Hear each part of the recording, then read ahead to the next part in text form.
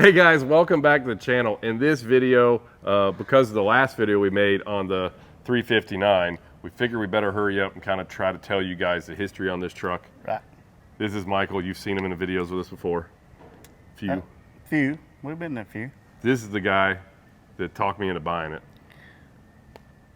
Okay. He didn't have to talk. He didn't have to talk me into it.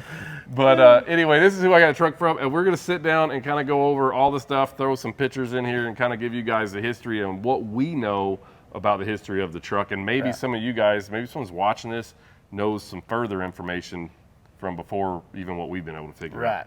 Right. Maybe so. All right, let's get into it. Yep. All right, so let's start talking about the truck a little bit, Mike.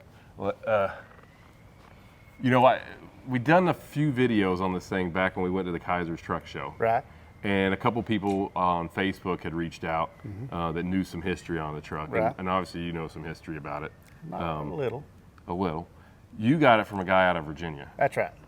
What was his name? Cody. Okay.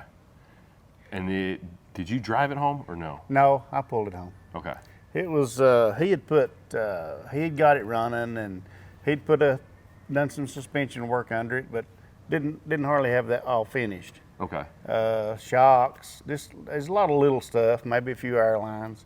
But he had done a bunch of work inside it, like in the dash and on the dash and the lines and the wiring and stuff, which had done a great job. He done a bunch of work inside. Yep. Which is probably one of the most time-consuming parts. If you start opening up the dash and rewiring things and all that, that's especially on an old truck. That's right. What you grab might not go where you think it's going. Yes. And then you got to do a lot of chasing. People that fools with these old trucks, that's the first thing they want to do is pull the dash down and see what's been done or what ain't been done. That's where you run into a lot of trouble. A lot of people does a lot of damage with the wiring. Over the years. Yes, I mean, it's in with the wiring. 1981, and there's been who knows how many people have had it before. Yes. And you don't know what you're getting yourself Yeah. into. He cleaned it though. He done really well. It was I was very satisfied when I looked behind it. Yep. And so he'd done a lot of good work, a lot of hard work on it there. Well, doing the research that I've gotten, a guy reached out to us when we first done some videos named Robbie Martin. He's up near Virginia, Tennessee, Virginia line there. And he knew a bunch of history about it because the guy that you got it from, Cody. They're buddies, and he was trying to help him, get it up there, and he'd seen the truck and the progress of the truck when Cody had it. Right. But essentially, what we figured out is that a guy named Josh Westjohn purchased the truck out of somewhere in the Panhandle of Florida back in probably May of 2019. I think so. 19 is And then I guess Cody got it later on in 2019. So the Josh guy didn't keep it very long. No. No. I think you're right about the 19. Yep. So I don't know any dates. Yep. Yeah. But I mean, we even know the location of where the original trailer was with it. Yeah, we've got the picture supposedly of the trailer. Of the trailer. Which is possible maybe to get it. I don't know. Yeah. But I don't. Yeah, I'm like you. I'd like to have it, or I'd like to have it for you. Yeah, leave it in the back just so you had you got the matching pair. Right. It may be good enough that it stays the same patina look. Yeah. And be okay. Yeah. Who knows? But before that, it was a company. What's on the door? It says Prime Wholesale. Right. But it was out of Mississippi, and it Right. was parked for the Josh guy got it somewhere in the Panhandle of Florida, is all we know. Right. And so then fast forward, you go tell me about what you've done before I got the truck from you, and kind of your deal with it. Well, it had one breather, a purple one on it. Visor had the stock visor, the lights. We done a lot of the headlights, put new lights on it, put rods and mains in it, and they was good. But you don't know till you look. You take it off, you're already there. That's right. And several airlines. The suspension, he had done about all the work, and he'd re-drilled it and done all that, other than he liked some shock brackets, a few things like that. It wasn't a lot, but it was just a few things, and just put it back on the road. Yeah.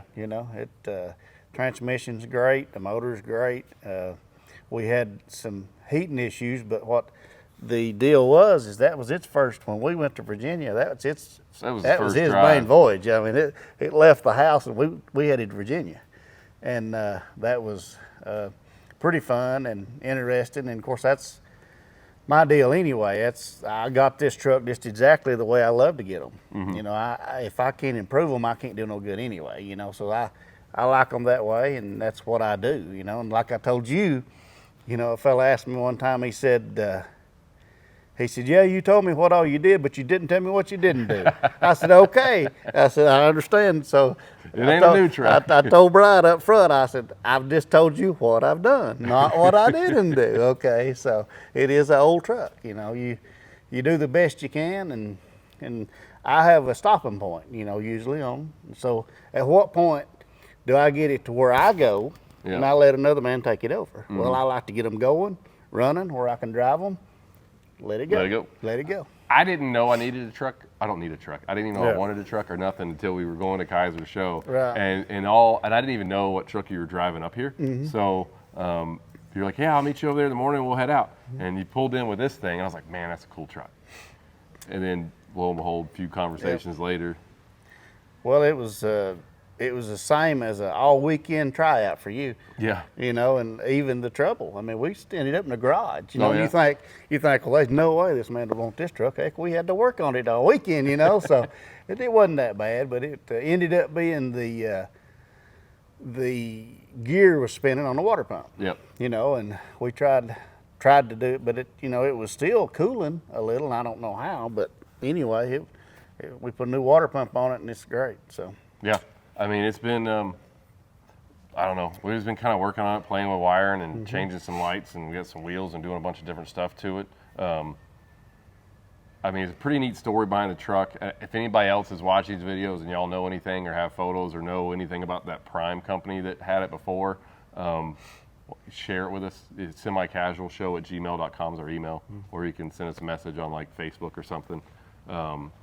As we're like working on the truck and doing stuff with it. This is literally like a spare time kind of when I've got a free moment, which is not very often. Right. But, you know, just happened to be this weekend. It's nothing but rain.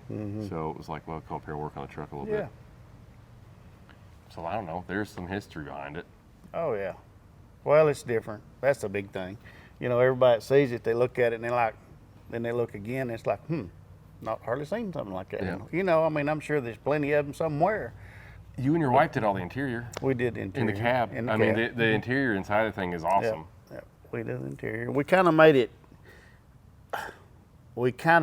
to where it matched the sleeper the best we could. You know, it might look a little plain, but that's why we did it the way we did. You know, kind of match it up. I think y'all did perfect on the interior. It looks awesome. Yes, thank you. But It's really cool. Only thing that really needs to be done really in the sleeper past what's going on there is just I want to put new carpet in the bunk. Right. I mean, because the rest of the bunk looks amazing. It does. It'll clean up great. Yeah. And I honestly didn't even go over the whole thing. I mean, as far as cleaning goes, I didn't. Because it kind of was we might take it and we might not. And it was like the evening before I thought, I'm taking it, you know. Yeah. And so it was fun. That's cool. Had a good weekend. You know what else we're forgetting to talk about here? The really cool ad that you showed me. Oh yeah, where Shelby Elliott had Shelby it. Elliott had it, which that's a pretty big deal if you're into the old school stuff. Yes, and it was, I guess, in the 90s. Yeah. I don't know that for a fact, but I've got the ad where he had it for sale, and I take it to 90s. Might have been 2000s. And in the ad, it's advertised. Let's look here. So the ad says, I guess there's no good way to really figure out what year it was, but the ad says 86-inch Aerostar. Yeah. I think I've been saying 80 the whole time I've been messing with this, Yeah, but it's 86 inch. And it's a 359, 1981 359, 86-inch Aerodyne sleeper, which the sleeper is another really cool thing about the truck because like an Aerostar sleeper, the brand, but it was pretty much a copy of a Double Eagle. Yes. And they only made them for a short period of time because Double Eagle didn't really like that. Right. They settled their differences in court, and they no longer made an Aerostar sleeper. Yes, and what's really ironic about this is it has a little bench in there. And I'm not going to say I found a tag or maybe some literature, but it's made for making YouTube videos. It is. The desk in there, I was like, you know what? I can take this to a truck show and jump in there. The AC works, the heat works. Yeah. You know, you get in there and get my computer, I can edit a video in there. I mean, who would have thought in the 90s or whenever it's 80s? They're making YouTube videos. Yeah, in these trucks. I mean, that might sound like a sales pitch. I mean, it might have been how you got me to buy it. I don't know. I'm a little slow. Anyway, I hope you guys enjoyed it. Hopefully this gives you a little more info about the 359 behind us here. And yeah, I don't know. We'll be putting some more videos out. We've got a little bit more work. Me and Shocker are going to start doing on it here pretty soon.